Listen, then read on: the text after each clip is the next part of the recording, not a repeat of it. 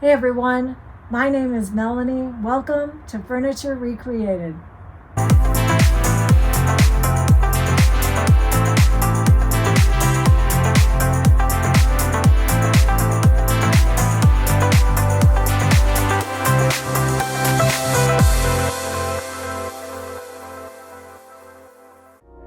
This is part one of a two-part series on a dining room set.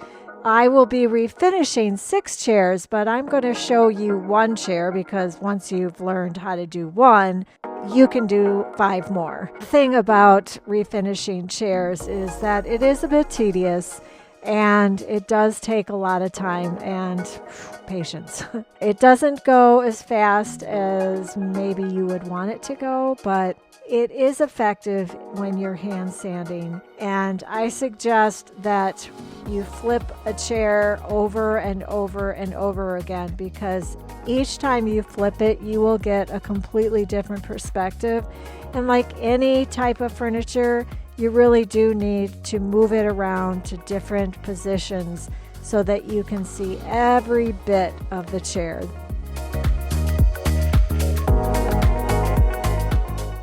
I am using 80 grit sandpaper on this because I really just want to get that finish off. I'm going to be painting the legs, so I don't have to get all of the stain off, but I do need to get all of that finish off so that the paint will adhere to the wood. After I use the 80 grit, I go to 120 and then 220, so I have a nice smooth finish.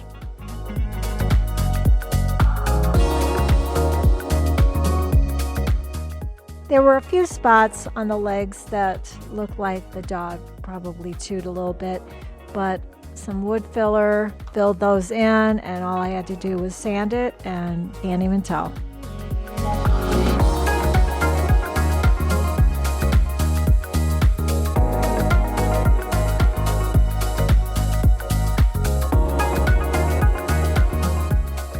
Now that I've gotten to most of the areas that I'm going to paint, at least on the bottom part, I can concentrate on the areas that I'm going to stain. And let's just say that most of the areas that I'm going to stain are horizontal. And these slats, I want to get most of the stain off that's already there, but I don't need to go down completely to the raw wood because I'm going to do a darker stain. But that's really something you need to pay attention to. I don't really know how much stain you can leave behind. I think you could probably leave quite a bit behind if you're going darker, but really that's something you have to experiment with. I'm getting ready to paint, and before you paint, you want to make sure to use that tack cloth and get off all of the dust before you add the paint. I'm using a chocolate brown. It's by Fusion Mineral Paint, and I really like this color. I've used it before with a combination of paint and stain, and I just think they look really nice together. I do want to reiterate that you really have to pay attention. When you paint, you have to keep going back and flipping to make sure that you've covered everything with 2 coats, 3 coats, whatever it takes, because all pigments are different. Some pigments, some colors take more paint to cover. This particular brown does have red in it, and reds tend to be more transparent, and this brown tends to be more transparent as well. And you can see here, when I flipped it, there was a whole section that I hadn't painted yet, and that's what I'm talking about. You just have to keep turning it to make sure that you get the coverage that you want.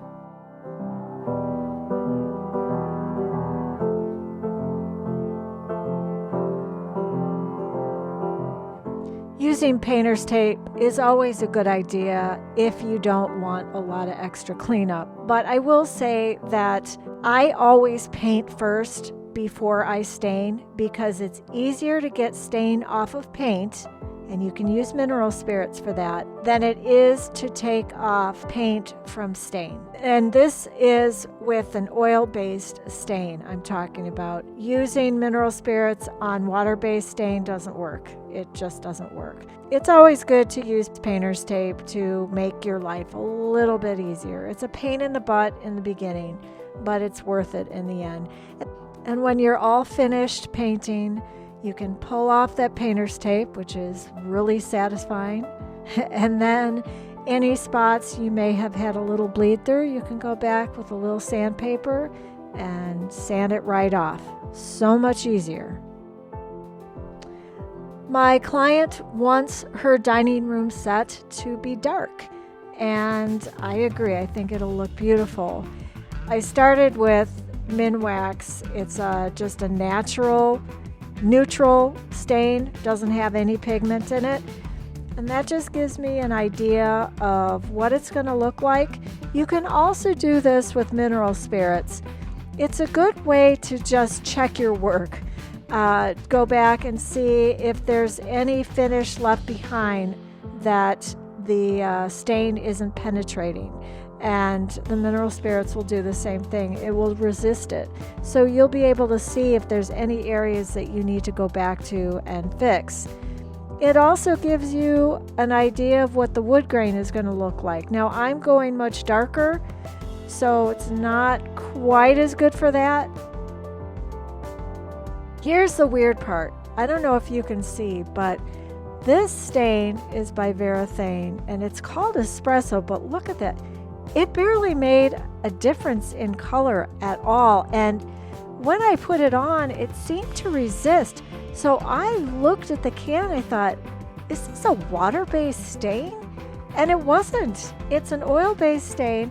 I stirred it up and stirred it up and stirred it up.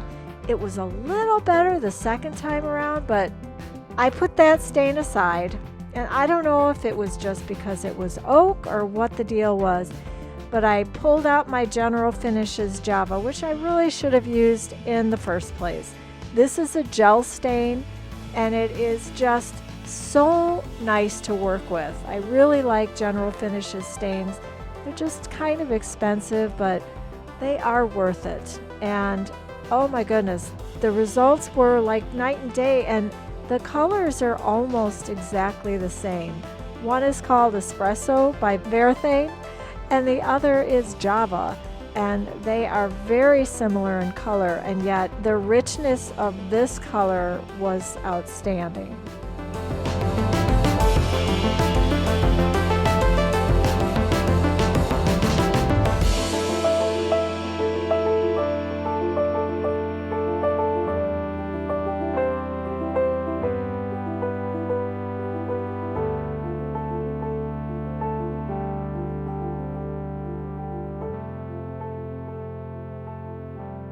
Now you may wonder, or you're used to doing this, I don't usually put the stain over one big area and then wipe it off, but I'm doing it here because I'm confident that it's going to be okay. I usually do in small sections because I worry about it getting tacky and leaving a film where I can't wipe it all off and then it gets kind of blotchy. But that wasn't the case here. I had plenty of time. It is an oil-based stain, and it was fine. I do tend to wipe it all in one direction if I can, because I tend to get better results when I do that. Everything is going in the same direction and you don't see any white marks. All of the materials I use in this video, I put in the description box below, along with a link to Amazon, where you can purchase most of the materials that I use. And I'm an affiliate with Amazon, so I will get credit if you click on that link.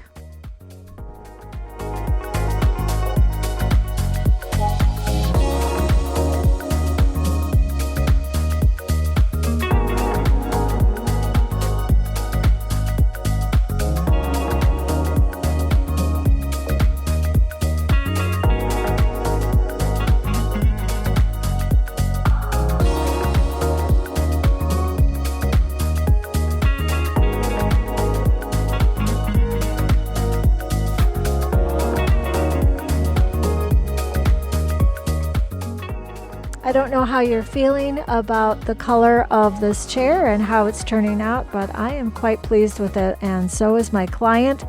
So I am going to call that a win. I hope you've enjoyed this video. I hope you can take away something that inspires you for your next project. Good luck on your next project, and I will see you next time. You can do it. Young ones come crushing down. They wanna feel the sun. Don't know what's in and out. They thought they seen the light. When you're closing in, you know you're done. Thought you knew all the answers and knew what's to come. Trying not to be. Hey, thanks for watching my video. You can find more videos like this one on my YouTube channel. If you haven't subscribed yet, please take a moment and do that now. You're helping me out a whole lot, and it doesn't cost you a thing. Thanks.